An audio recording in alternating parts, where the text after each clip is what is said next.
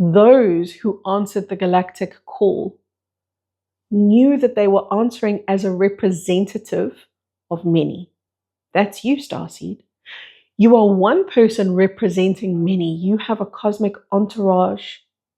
You have a cosmic lineage. And you're the one. Crazy as you are the one who said, okay, I'll show up on our behalf. Now, you could be showing up on behalf of cosmic family, for example, who came from Aldebaran, or the Pleiades, or the Orion system, or even some planetary realm beyond our galaxy, beyond any names that we know. Maybe it's a collective. Maybe you're the face or the representative of a collective of beings who are of the same frequency. That's the case for many of us. We don't necessarily have just one home. Much like you in your life, you probably don't live in the same home that you were born into, but it's the same life. You've had multiple homes. And likewise, we've lived on multiple planets, been part of multiple explorations of different race groups or star groups, because each one of these star groups is coded to see the universe differently, and this is all part of our wholeness. But we can never say specifically, oh, I am this and this alone. In other words, we don't get to say, I am a Pleiadian. No.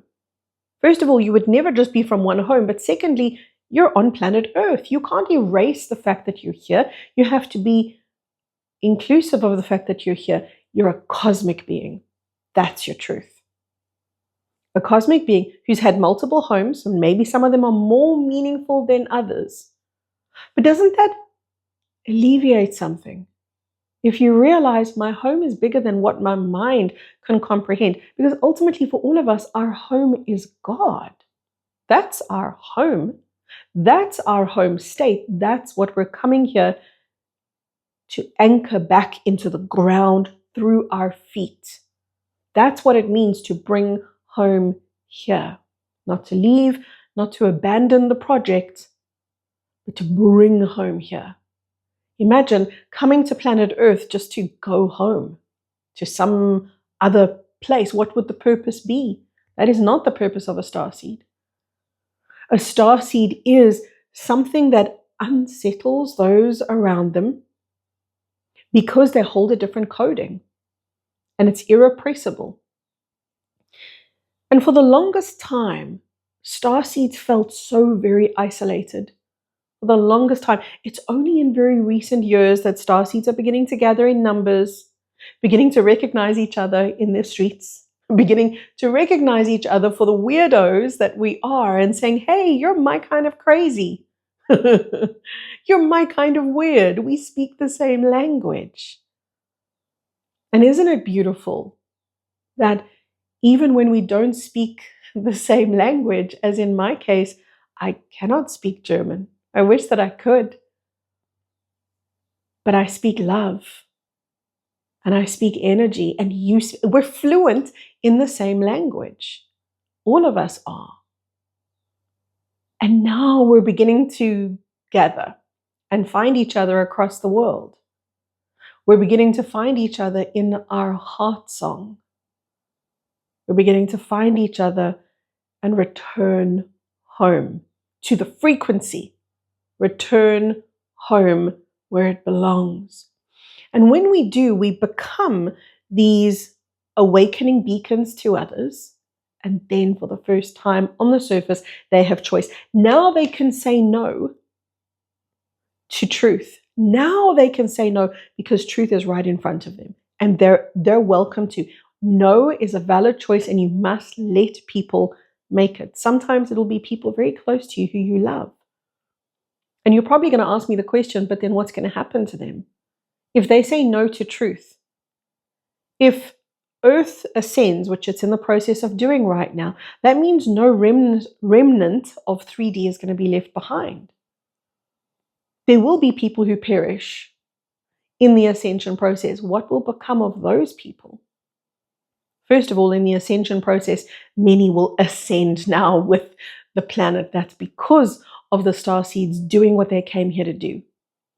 Those who perish at the ascension point will now not go to populate another false matrix. That's the win that we were all hoping for. And I hope that you see that. They will, however, very likely opt to show up in a new ascension cycle, meaning not in a false matrix, just in another opportunity to ascend without the interference of the false matrix. That's going to be lovely. Most people have no idea what that even feels like. What would it be like to grow without the manipulation? What would it be like to grow without the survival and the struggle and all of the trauma? What would that be like? We don't know. We don't know. We've grown through and had to transcend all of the trauma, or we're in the process of transcending all of that. We transcended in frequency. Now, there's something you must know. As a starseed, there will be a temptation to want to fix every little thing inside of you because you think the world must be fixed. It doesn't work that way, and you don't have to. Remember, moments ago, I said there will be those that say no, and they're allowed to, and they're just going to go into another ascension window. That means another planet, another life, another place. They're making a choice that is in alignment with where their soul is. And then there will be those who ascend, but you might be thinking, oh, I've got to fix every last little thing inside of me if I want to ascend. No, you don't. That's impossible. That's impossible. That means you need to be 5D before you can become 5D. Doesn't make sense, does it?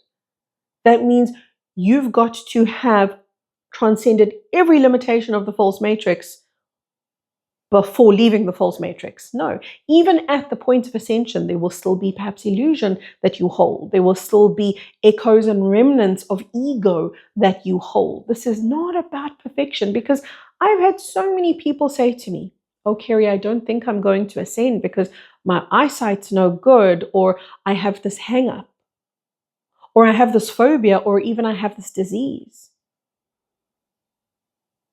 Ascension, think of it very much like the caterpillar going into the cocoon to become the butterfly.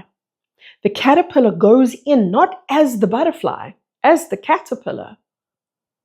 The caterpillar goes in as this fat, wriggly worm. It's not perfect. Likewise, at the ascension point, you go into what I am describing as an ascension chamber.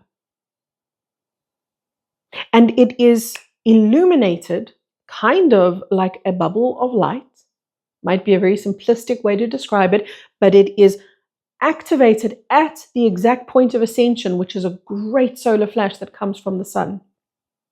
And at the ascension point, as that sun illuminates its coronal mass and projects it at the earth and all the surrounding planets, everything in its path is transformed and activated. And that very second of ascension is the very second that your body emits this protective frequency around it in order to cocoon you and give you safe passage through the tumultuous ascension process, because it's a complete restructuring of what's on the surface. It's a complete restructuring of every atom, every molecule, every sinew, every tissue, every fiber, every blade of grass, every mountain. Everything is affected by that moment. Every piece of pollution is cleaned up. Every piece of plastic is completely transfigured, you included, just inside the safety of this ascension chamber or bubble of light. And inside that ascension chamber, which is much like a cocoon, you have your crew. They come back to meet you and help you to recover yourself, to regain your memory, to reconfigure into the original blueprint that you came from. But now with so much more, because everything you've gone through here on planet Earth has enriched you. It has. No matter how much you have felt hurt or perhaps let down by the system, all of this is part of an enrichment or a growth or an expansion. Instead of thinking about the myriad of things that you must still fix and change and heal, please start to think about the myriad of things that you have triumphed through, accomplished, that you have achieved, because there are so many